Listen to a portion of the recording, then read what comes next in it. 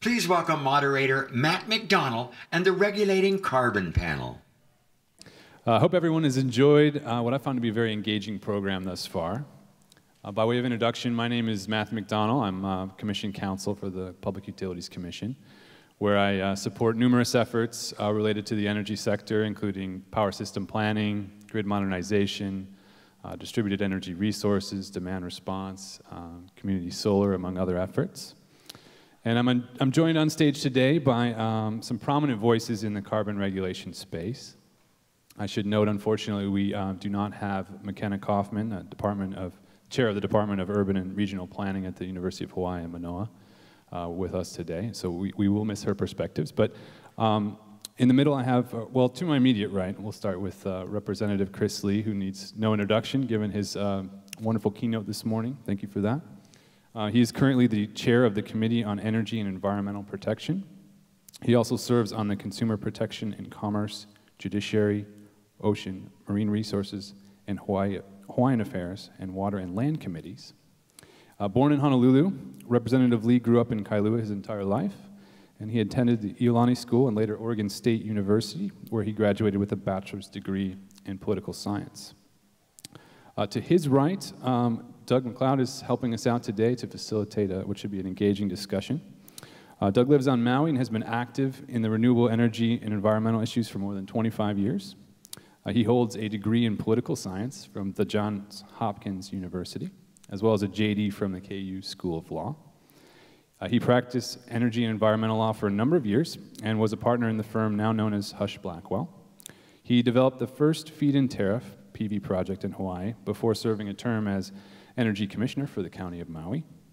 And his consulting firm, DKK Energy Services, LLC, is active in wind and solar projects, and he donates his time to serve as chair of the program committee for the Maui Energy Conference, and chair of the Energy Committee of the Maui Tomorrow Foundation.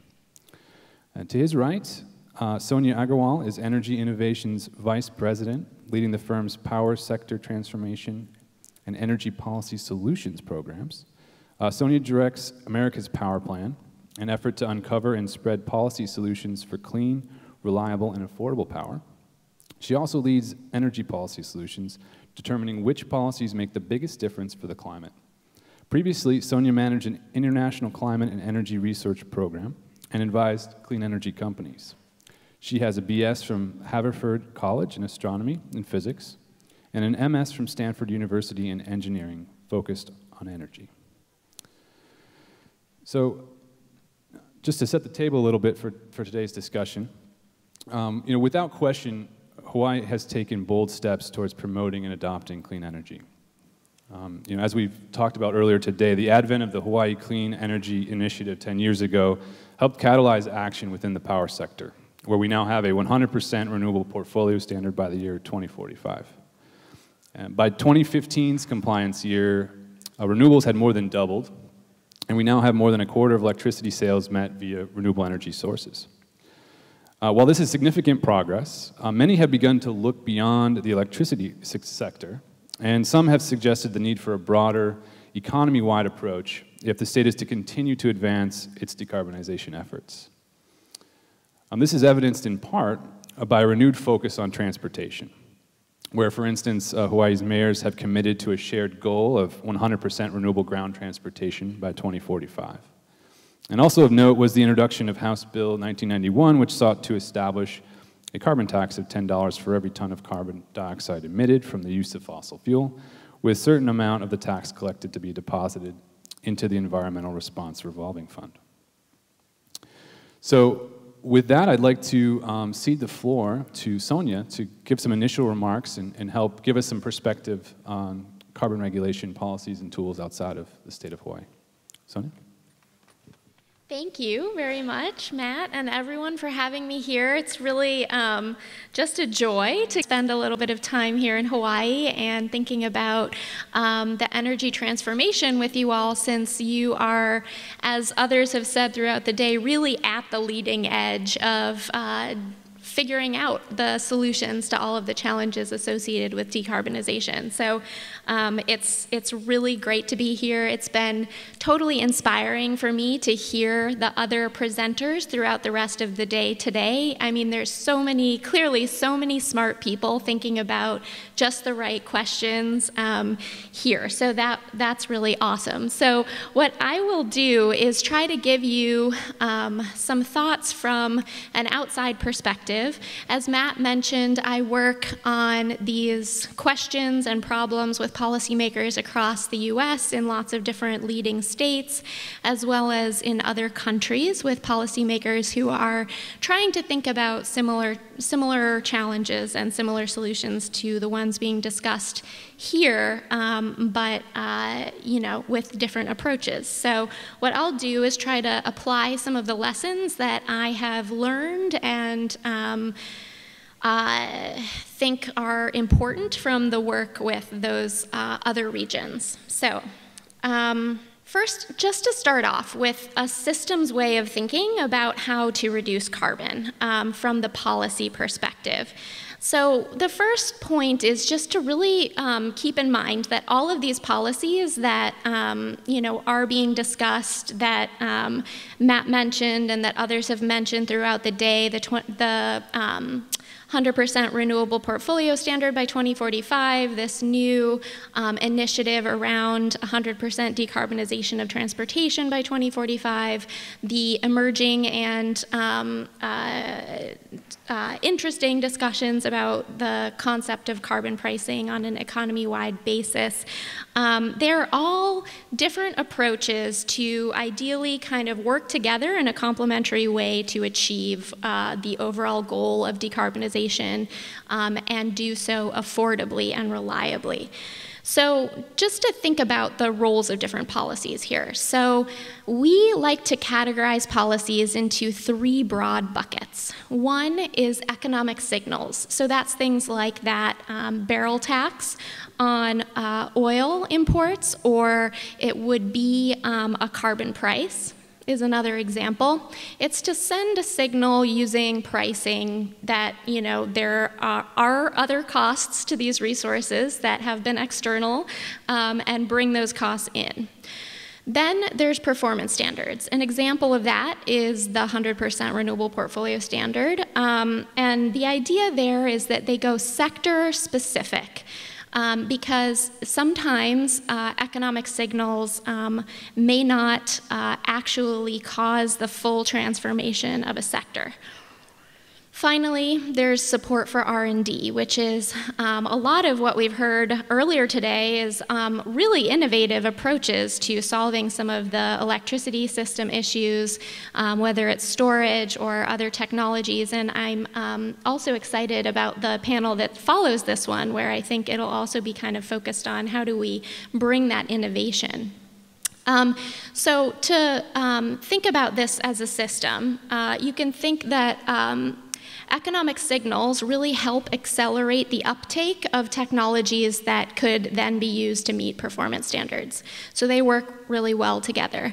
Performance standards, at the same time, by bringing up the bottom of the market, they reduce any high prices that might otherwise be caused by economic signals. Economic signals also encourage support for innovation, right? So if the market is there for these technologies, it's much easier for them to get to scale. And then, of course, innovation reduces the cost of any economic signals. Finally, supporting innovation, again, reduces the cost of meeting performance standards, and performance standards often create markets for these new technologies. So the idea here is that these are not, conflicting things. They should be thought of in a system, and each flavor of policy has a role to play in a system. So just to bring an example from California, we wanted to talk a little bit about California's policy mix here. So This is an analysis that my colleague did at Energy Innovation, Chris Bush, who's been working on policy in California for quite some time, looking at all of California's different policies that have something to do with decarbonization. And trying to assess how much are they contributing to meeting California's greenhouse gas emission reduction goals. And the bottom line takeaway, we don't have to go into all of the details here, but the takeaway is that the carbon pricing program, our cap and trade system, is important, but it is not delivering the majority of our emissions reductions in California.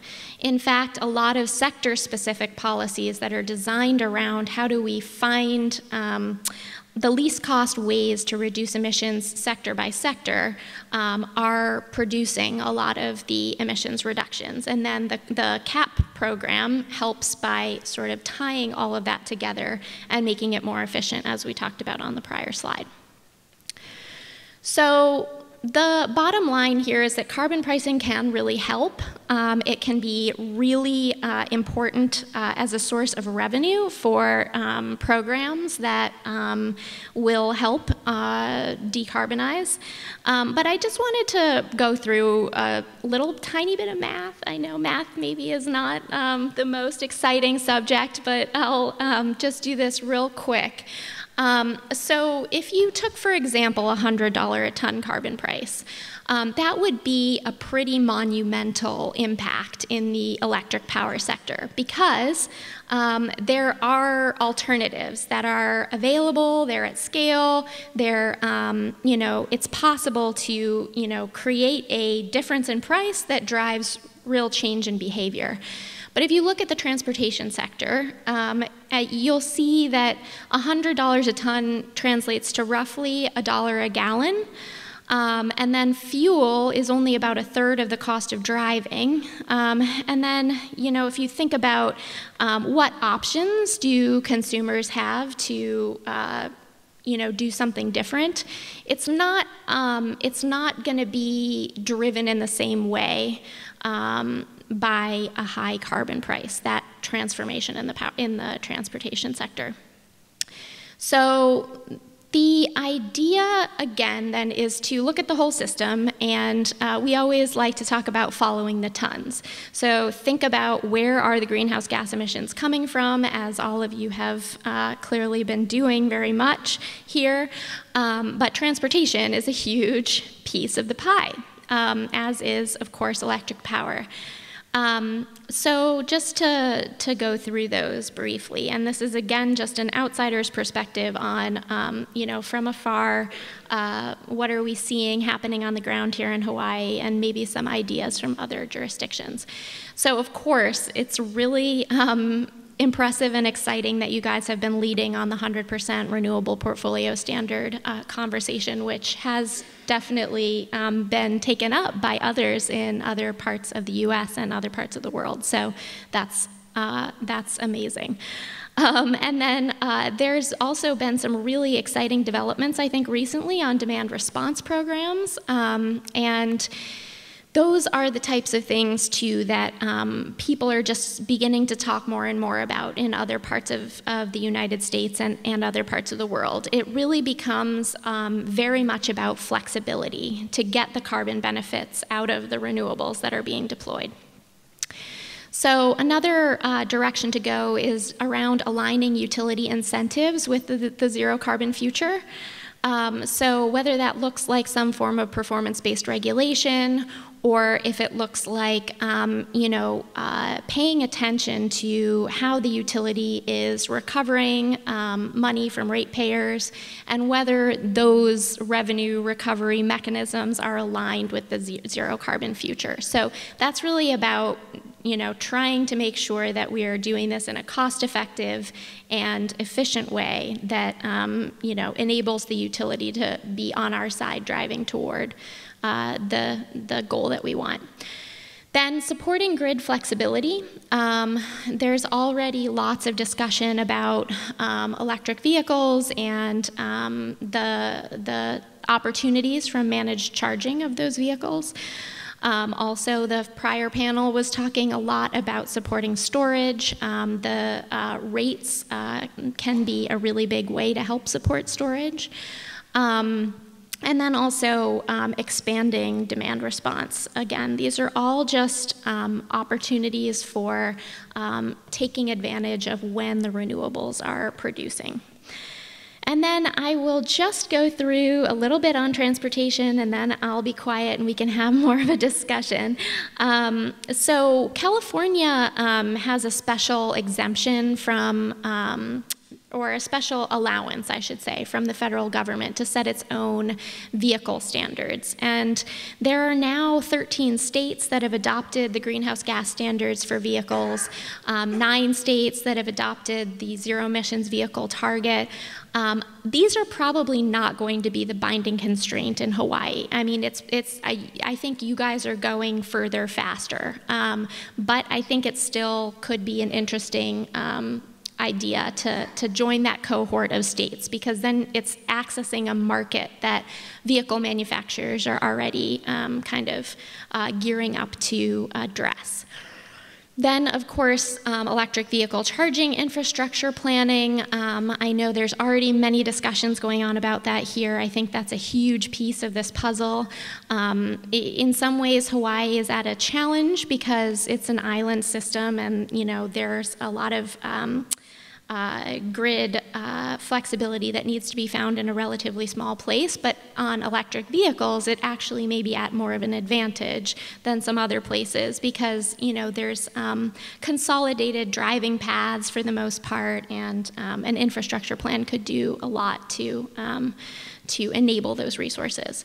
Then, using the carbon pricing revenues, if there is a carbon pricing program adopted to support these things.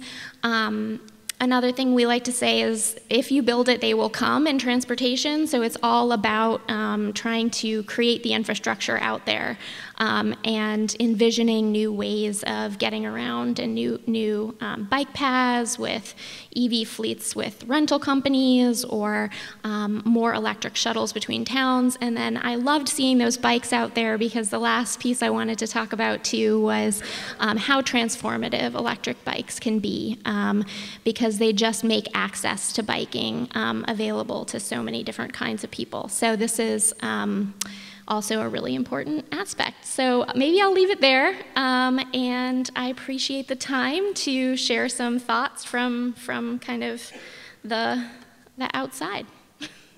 Thanks for having me. Great, thank you so much, Sonia. That was excellent perspective, and appreciate your insights. Representative Lee, did you want to make any remarks? We can dive. That all sounds good. Well, we can dive into, Doug, unless you have a reaction, we can dive into some conversation now. I think I just had a question or two for Sonia. So I guess first, if you think about a place you'd point to as a model, I assume you're saying California is where you're pointing us to as probably the place to get the best ideas. Is that? Hawaii, I think, is a great place to point to as a model. Well, California, the reason why I wanted to bring that one up is because more on the sense of how different flavors of policies can work together, because I think, there are some similarities in some ways between Hawaii and California, I think, just in terms of the idea of using a lot of individual policies that are together as a portfolio intended to achieve the zero carbon future. I think that probably Hawaii and California are some of the very most leading states on thinking about the full portfolio approach. So that's kind of why I brought up California. Can I do one more question? How about it, Doug? You mentioned getting the policies right, and I guess here in Hawaii right now we do have some policies that are encouraging biofuel production, and that's not a zero carbon approach. So I guess, do you have any reaction? Are we headed the right path if we're also thinking about trying to keep agriculture going in some of these places? How do we balance that in terms of liquid biofuels? Yeah, that's a great question. I mean, so one way to think about it, I think, is, for example, California, again, sorry to keep going back to that, it is where I live, but has a low carbon fuel standard. And the idea there is that any fuel that can provide transportation services or liquid fuels at the lowest greenhouse gas emissions profile can compete for those, for meeting that policy. And I think that that's a good way to structure things because in a way it helps with that piece around driving innovation, and it also keeps the eye on the prize of the greenhouse gas emission reduction as part of the policy, instead of sort of targeting individual kinds of fuels. And I mean, the truth is that the biofuels are much, much more expensive than the electric vehicle alternatives, at least in California. So that's kind of what we're getting. Thanks. So maybe just taking a step back a little bit and kind of looking at a higher level. So we heard a little bit about efforts in California. I mean, I guess to the panel, I mean, to the extent you're aware of other role models or best practices for the regulatory treatment of carbon in this space, you know, Sonia or others? I just look, when I read the news, the one that worries me is Australia, where, you know, they enacted a carbon tax and then repealed it a couple of years later. So I just worry, you know, how far do you have to have the public committed before you can really take these steps? You know, are some of the people just jumping off too early on this course? Yeah, I mean, there's also, Australia is a big challenge for sure. Another area that could be worth looking into is Canada's approach right now. So Canada has this federal carbon pricing program that they are looking to have each province come up with their own plans to meet these emission reduction goals. And because they've done it they're a very federalist country, so each province really has a lot of control over their own provincial level policies. And so it presents a really interesting kind of case study because if there's an overall goal and each of these different provinces are coming up with different ways of meeting that goal from a policy design perspective, you can see you know, what factors are each of them considering and kind of how does it work differently in each of the provinces. And it's so diverse as to be, in some places it's a carbon tax or a carbon fee, and in other places it's a cap or joining up with a larger cap program. So you can sort of see the impacts and considerations that go along with different pricing approaches. I'd add in, I think in particular with respect to political situations like the Australia example you provided, where you had something which was put in by one political regime and then subsequently removed by the next, and who knows what's going to happen after that. That kind of uncertainty, of course, from an investment perspective when you're part of this market is terrifying, I think, to a lot of people. And politically, I think the way around that ultimately is to create something which works for both sides of that equation, if you can even call it that. Something which is stable, which is clear, which has broad-based support, so that you don't end up in a situation where it is 50-50 and any way the wind blows, who knows.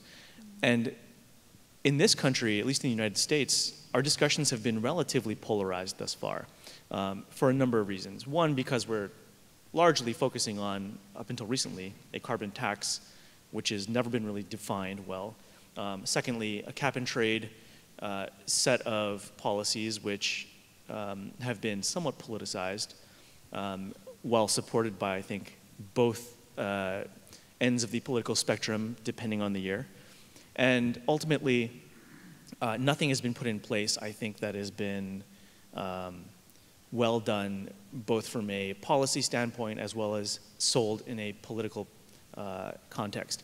And I think we can learn from other places, and you can look to other sorts of policies abroad that exist in this space, for direction, as well as policies within the United States that exist equally and are successful, but are in other areas. And so what I'm thinking of in particular is looking at, from a consumer perspective, or a regular family's perspective, what makes sense. Everybody's for protecting the environment and reducing carbon emissions, generally speaking, and everybody's going to be for taking meaningful steps forward on that front, but how do you do it in a way that also makes sense for them from a emotional, also day-to-day cost and other perspective? And so the mechanisms that have been discussed in a lot of states and a lot of these places have been disconnected from the uses of that money. And I think part of the discussion which we've seen that has been enormously successful and continues to be to this day is starting backward and saying, all right, who needs help out there? What are the end goals? How do we provide the revenue stream to support what could be, for example, something done in a progressive manner? To here in Hawaii, a great example thrown out is always, who needs help the most? It's typically folks who are disadvantaged, particularly in the energy space, who've not been able to take advantage of other opportunities yet, or creating a dividend model or something of a sort where everybody has a piece of the pie. And that's something which, thinking of other examples within the United States that people might be familiar with, the Alaska Permanent Fund is probably the most clear-cut example of what is basically an oil revenue stream, which is then given to everybody. It is immensely popular amongst both Democrats as well as Republicans. There were election defeats as a result in recent elections in Alaska as a result of people trying to take it away. And that's something like another good example, Social Security, Medicare, other sorts of programs like that which benefit wide swaths of the population. They're incredibly popular for a reason. So can you then, in the context of trying to achieve this broader climate, environment, carbon goals down the road, come up with something which functions in a similar manner that everyone is going to have broad support for and everyone's going to want to push? Great, thanks. So just to kind of summarize, I think a lot of interesting perspectives and insights there representatively, and I think what I'm hearing is maybe some kind of first principles and foundational principles from your perspective is, in thinking about, there's a variety of ways to put a price on carbon. We've heard about cap and trade, carbon tax, a tax and dividend.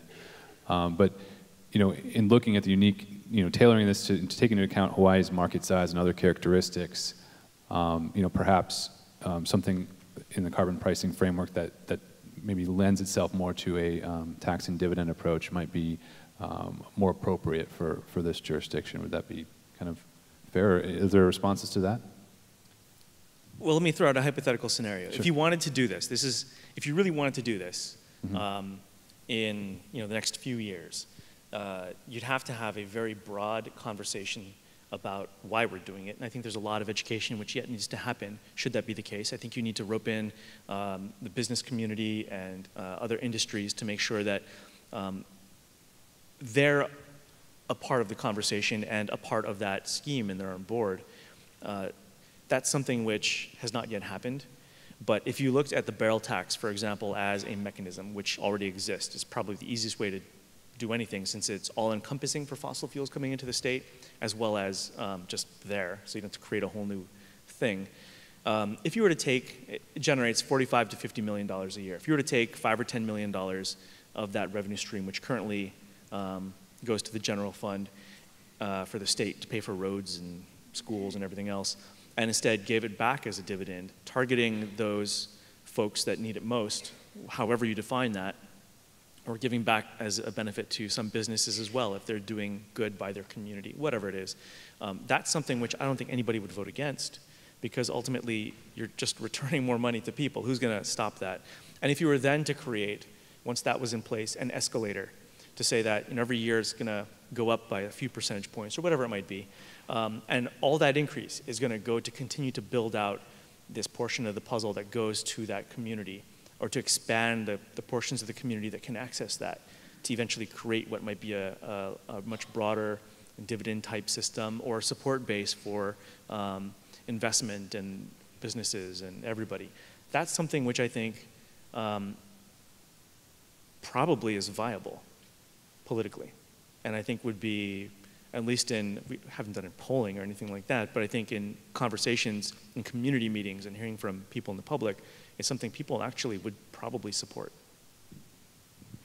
Great, and so just piggybacking on that, just trying to unpack that a little bit, what would be some tangible next steps then in order to kind of begin that conversation? I heard a little bit about the needing to kind of convene all the critical stakeholders, maybe the need to be prepared to address any arguments that might be raised about how this escalator or another approach to carbon pricing may impact business.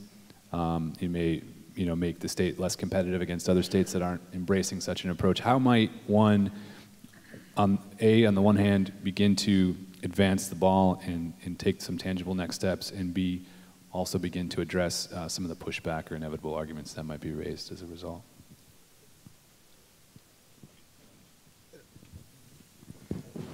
Well, I'll just say in Canada, they have also been going through this whole process, and it's been interesting to see, it really is so dependent on each province's mix of emissions, and I guess it just brings me back again to thinking about how Hawaii might be in a particularly advantaged position in this case, because already, with having to import so much of the energy and with, a lot of the industry coming from tourism, I think there's not as much, really energy intensive and trade exposed industries that other places have where a lot of those pushback arguments come from.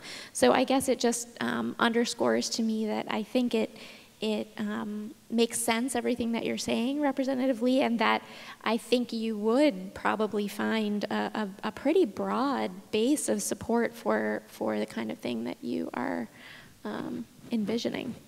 But again, an outsider's perspective, so you guys probably know much better than me.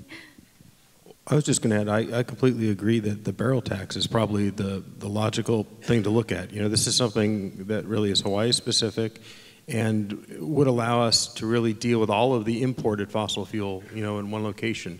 But you could immediately see some of the fairness issues where, biomass plants, waste energy, some of the biofuel operations here, immediately we're going to have to come up with some exceptions or some other things to deal with fairness. But I completely agree that here in Hawaii, that would be the most logical way to attack this would be, we have an existing barrel tax, and the purposes we're talking about are not inconsistent really with the purposes set out for the original barrel tax. I'd add to that, I think the first step toward anything is actually already happening, and that's quantifying the impacts we're feeling on the back end of climate change and all the stuff that we're trying to really address fundamentally. And there's a long way to go. We don't have every single factor keyed into that matrix yet. But I mean, we know, for example, at least ballpark what we're expecting in coming years for sea level rise, which was the big push out of our climate efforts over the last couple of years. That's $19 billion plus. We know that right now, taxpayers, all of us, are on the hook paying for beach restoration, for watershed protection, for any number of things right now that you don't immediately associate with climate and carbon and all the other things that come with it, but they're necessary costs because we need fresh water, and we're going to need that. Right now, we know the city and county of Honolulu, for example, is already looking at desalination, which is going to be an incredibly expensive endeavor, not only to just build out a whole new set of infrastructure, but also to then power that on a regular basis. If we can avoid that cost, that's something which we ought to do, because that's hundreds of millions, if not billions of dollars over time. So we can start to quantify this, and it really becomes a larger and larger slice of our taxes and our budget that we're spending every year. And once it gets to a critical mass and a point where we are really hemorrhaging dollars, trying to just stay afloat here, we're going to have to do something significant. And the most we can do in Hawaii, obviously, is zero out what we're doing and hopefully contribute our small slice of the pie to that global issue. But even then, if we're the only ones that do it, it means virtually nothing. So for us, it's not only how do we do this well, but do it right to a political and international standard by which others can not only see this function, but function well and then replicate. And that's probably the single biggest contribution and really the absolute minimum contribution we should be making to this global problem. Great, well said, well said. So I guess in keeping with the kind of Hawaii-specific context here, you know, there seemed to be some consensus a little bit on, you know, what existing mechanisms might be harnessed to, you know, begin to kind of price carbon in Hawaii. You know, I mentioned at the outset a brief bill, a carbon tax bill, HB 1991. It didn't advance very far in this legislative session, but yeah, I killed that. Were there any insights that you gleaned in that relatively short process, or any, you know, lessons learned that you might apply to or share with the group as to how maybe to move forward on some other efforts? Yeah, just on that bill for a minute. It's not that I think having a discussion is not important, nor that that particular bill which created, I forget what the dollar amounts were, but anyway, basically expanded a carbon tax in Hawaii. It's not that there's not merit to that, but I think we weren't in a place politically to have that discussion yet and to make it meaningful so that we get something good out of the end rather than just muddying the waters on the issue. And that's something that I think is really important. If we're going to have a discussion that's meaningful and we're going to actually come out with legitimate policy solutions, which may or may not be what we're talking about now, who knows, we need to do it in the right way. And it's framing the issue appropriately. It is engaging all the stakeholders from the beginning so that nobody feels like they're blindsided or left behind. And it's making sure that we're all at the table as we move forward. And that's ultimately how you get the best policy, not only on the front end to establish something new, but I think in the context of what you'd brought up earlier, policy that would be lasting and not be repealed, you know, a couple of years later. No, that makes sense. Thanks. Maybe one more question from me, and then I'll take a look to see if we can field some questions from the audience. Sonia, you talked a little bit about the portfolio approach in California, and, you know, most of our discussion around the Hawaii-specific context, you know, also kind of is contemplating this portfolio approach. And, you know, economic theory might suggest that, you know, the most efficient way to regulate carbon is that you set a price at the economy, you know, economy level, and, you know, you let the price signal do its work rather than, you know, kind of bumping up against sector-specific you know, regulatory frameworks. You know, how might you respond to that argument, and how might these different frameworks be structured such that they're complementary rather than, you know, at cross purposes? Yeah, that's a great question, and one that is constantly being debated in many different venues, I think. So I guess what I would say is there's a kind of inherent in the belief that a carbon price alone would be sufficient to achieve all of the decarbonization that we need, is a belief that the economy is in equilibrium and that we are kind of rational actors that are paying just the right amount for everything that we are consuming. So I'm perhaps overcharacterizing, and you guys can all yell at me at the reception. But I think we know from the fact that there are building energy efficiency opportunities that are not always captured, that not every individual decision is being made solely because of the price impacts that it's going to have on that individual. So let me try to explain this a little bit more clearly. If you're a homeowner, or if, let's say that you're going out to buy a new house, probably the energy efficiency of that house is number 18 if it appears on the list of, you know, items that you want to make sure that house does. So you're not making those purchase decisions based on how much money you're going to be spending on your energy bill.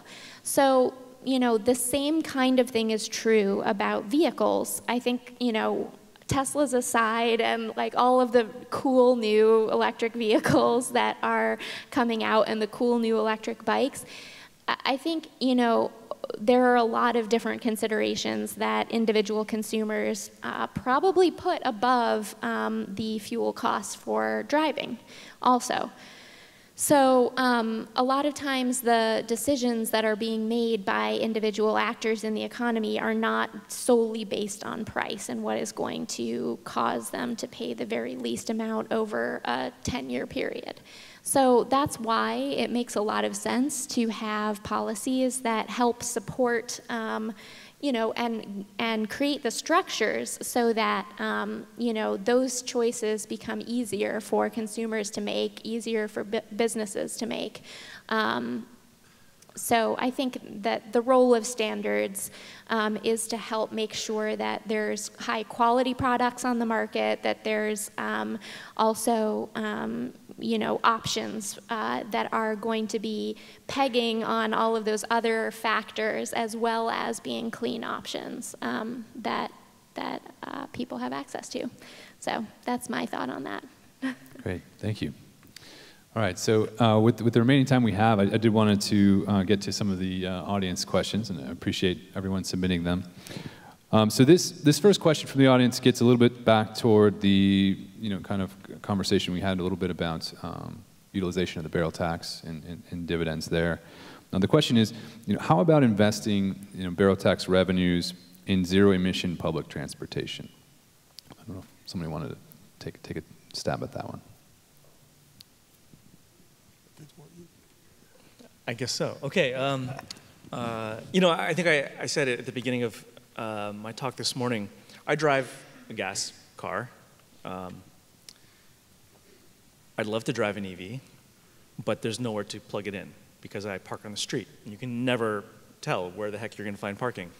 And so there's 100 others for every me out there. And certainly for folks who live in condos and apartment buildings, that's a whole other thing. Right now, there is no easy solution to financing those sorts of projects because it's a whole mess of shared responsibility and common space and all that. That is the potential for something like some of these dollars. Right now, the bulk, the majority of all the money coming in from the barrel tax, $30 million plus, goes into the state general fund. And while that goes to pay for any number of great things like schools and hospitals and so forth, clearly there's a nexus here with the source of the funding. And I think it's important that we ensure that we can at least address these issues in this space. And this is probably the most simple way to do it. So I think you can probably start reasonably by, as I mentioned before, identifying what are the common elements and infrastructure which would benefit everyone, or at least everyone would have access to justify the use of taxpayer dollars which belong to everybody in that. And that's something that I think is viable. It's being done in other places on a smaller scale right now, but we could do it on a larger scale, and even a handful of projects would theoretically make a significant dent in that equation, because we're, at least in Honolulu, where you have immense density and not a whole lot of travel space, and you can probably do a lot with it. So I'd be all for that. Great. Thanks. Another question from the audience here. And for the energy office folks in the room, without taking it away from the energy office. That's right. I think there's one. All right. This next question gets to this notion of decarbonization, and particularly perhaps in the transportation sector, may mean increased electricity consumption under various electrification scenarios. And so the question here is, would this be considered a win for the state?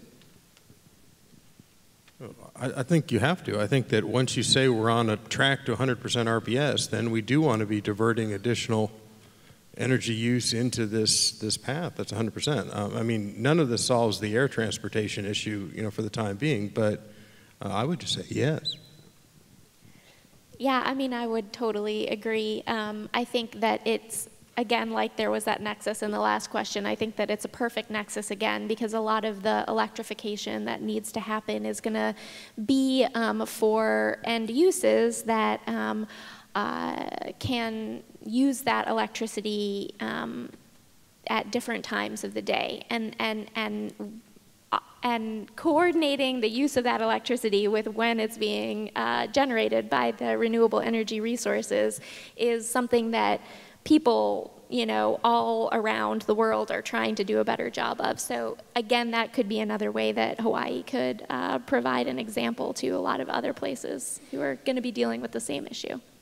Well, great. I mean, this is a very fascinating, engaging discussion and a very dense topic and a lot of great things to talk about. So I just want to thank my fellow panelists here for allowing me to be a part of this conversation, and hope everyone enjoys the rest of this program, and I think our time is up for now. So thank you very much, everyone. Thank you.